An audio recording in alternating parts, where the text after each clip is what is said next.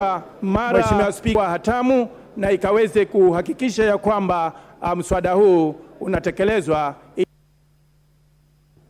The Honorable Omanyo.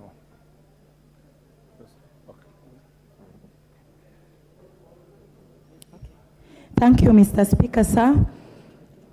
I actually was very excited when I had this motion, and I support fully.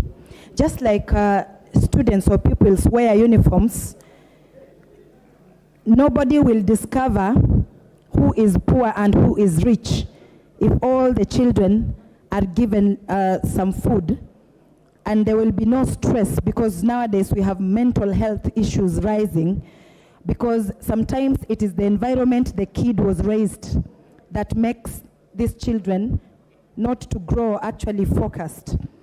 And also the concept of uniformity or unity. When children eat together and nobody notices that this one misses lunch because they have not paid, then they will grow sharing and will not be raising a selfish society. Thank you. Honorable Elsie, there is a request from Honorable Kiari of Dagoretti South to take a minute from you as well. Do you mind? Kiari? Yes, at Bomas with my good friend Ledama. Aduma, I think. Thank you very much, that's his Mr. name. Speaker, and we were with them in 2016, and that is what gave birth to the county boundaries bill. On school Perhaps a better proposition, Speaker, which you have put in your statement, Senator Agenda, which I want to agree with. Let us conclude on this county boundaries bill, so that we bring this matter of dispute between Kajiado, Garissa, and Kitui. I also want to see what is happening. That is not just being a member of parliament from the constituency in the also have a problem that has a comprehensive school feeding program. So I want to suggest that as a house, perhaps so that we bring school and solution, because this is still permeates the entire country. There's a dispute between countries. And I believe let us prioritize this particular bill and publish it afresh. So then we conclude the same as we take leadership on this matter. And have this matter addressed as soon as possible, making statements so such that as our people live without tension. What do you kind of interest have in Mr. Speaker, during economic, social, and others that cannot be able to feed Mr. Speaker, 12,000 students every day out of that one kitchen. What we have been able to do is work out a logistical mechanism of food distribution where the food is prepared by 8 a.m., by 9 a.m. the food is ready, by 10 a.m. it's being packed, by 11 it is being distributed around the constituency, and it arrives in all the schools at around the same time while it is still hot. Now what we have done is that we have dismantled the food cartels in the constituency. Your time is up. How do the food Your time is up. Honorable Elsie, you have 3 minutes to go. Understand you have donated 1 more minute to Honorable Kimilu, is that correct?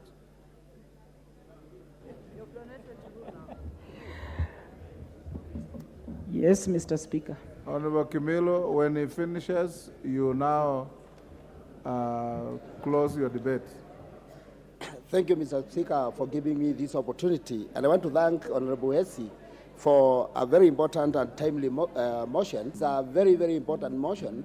And I support, because I know, as where I come from, Kaiti now, I'm getting calls every day from the parents, teachers, and also the community due to the anger. Because, Mr. Speaker, as we are speaking now, the drought is persisting and children are suffering. So I support and thank you, Honorable Mwanda, for a very important motion. Honorable Elsie, now you have 2 minutes to wind up. In winding up, because the situation on the ground is bad, Honorable Speaker. Right now, 3 million Kenyans are hungry, seriously, as a country. I urge the Education Department and all the other agencies to take up the matter, and I propose, members, that this should be an act of parliament, because in Article 5 cannot go to school. So food being a basic need, Mr. Speaker, I urge that this motion, we take it very, very seriously, and all members, we move with it with speed. Thank you, Mr. Speaker. Order, honorable members. Order. I'll now put the question. That aware that school meals are an important safety net for vulnerable children from food insecure households and communities in Kenya, appreciating that school meals have multiple benefits, such as increased school enrollments and attendance, as well as significant and positive contribution to reducing hunger and improving nutritional intake, noting that primary school completion rates have been found to be higher in schools with meals provided. Thus, school meals remain a core development intervention to support the country's achievements in the education sector. Recognizing that some county governments have adopted direct and community-led initiatives for ECD school feeding programs, concerned that the exercise is not supposed to be a clear policy, is not supported by a clear policy and budgetary framework, and does not support pupils in primary and secondary schools who form the basic education ecosystem, cognizant of the fact that where school meal programs have been initiated, it has been noted that they encounter different challenges that embed their effectiveness: cuts, lack of a school feeding policy, inadequate safe cooking and drinking water, drought and famine, among others. This House therefore resolves that the Minister of Education and sustain the program in order to ensure that children are maintained in schools for effective learning and to improve their well-being. As members of that opinion say aye. P. Order number 9, motion. Speaker, I beg to move the following motion, that aware that education is a key enabler of national development and realization goals, and appreciate, noting that a conducive working environment for teachers enhances performance, and recalling that the delocalization of teachers commends teachers' lives, lower teachers' morale, and caused untold trauma to many teachers countrywide.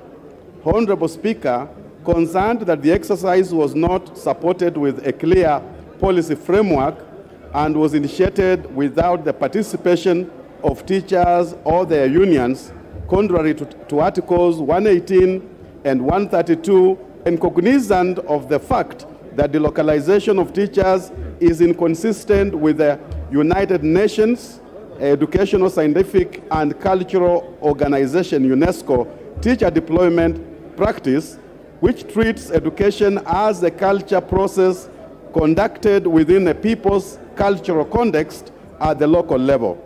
Honorable Speaker, I beg this House to resolve that the Teacher Service Commission immediately reverses the ongoing delocalization of teachers and initiates a comprehensive review of the teacher deployment policy with the involvement of teachers in and practices on teacher management and deployment.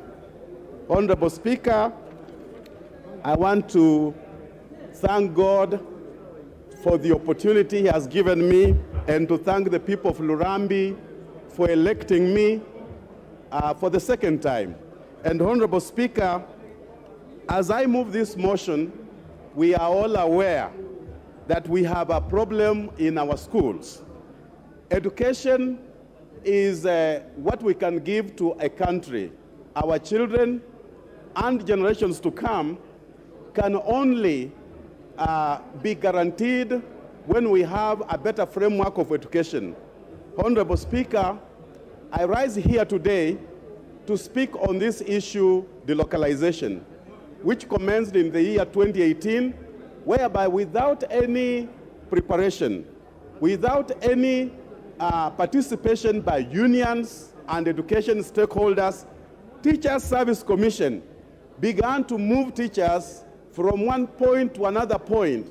Teachers were moved as animals and not even as human beings. Honorable Speaker, my teacher began to teach me in this format. Ma, me, me, mo. You know, in my school, in Shibuli, in Butsot, and so the TSC contravened the basic tenet of education, whereby it is local. Teaching is local. Honorable Speaker, we are building and putting in a lot of infrastructure in schools. We pride ourselves on, but we forget that if the welfare of the teacher is not taken care of, that story building is